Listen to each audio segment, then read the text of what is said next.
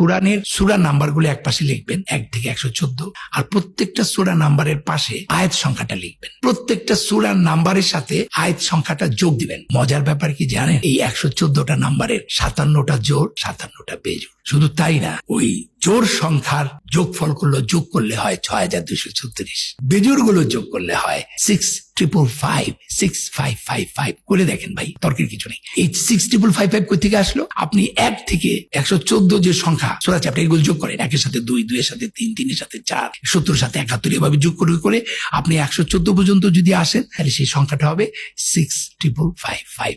তাহলে জোড়াটা হচ্ছে 6236 আর বেজোড়টা হচ্ছে 6555। শুধু তাই না, এর পরের যে ঘটনাটা সেটা আরো ভয়াবহ।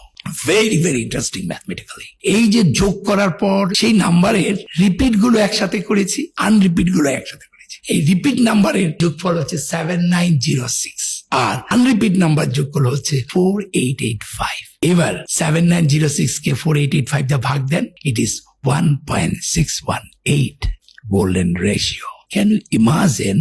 আপনি চ্যাপ্টার আর ভ্যাস নাম্বারকে যোগ করার পর রিপিট আনরিপিট করে আলাদা করবেন, তারপর রিপিট নাম্বার গুলোকে আনরিপিট নাম্বার দিয়ে ভাগ দেওয়ার পর গোল্ডেন রেশিও হবে।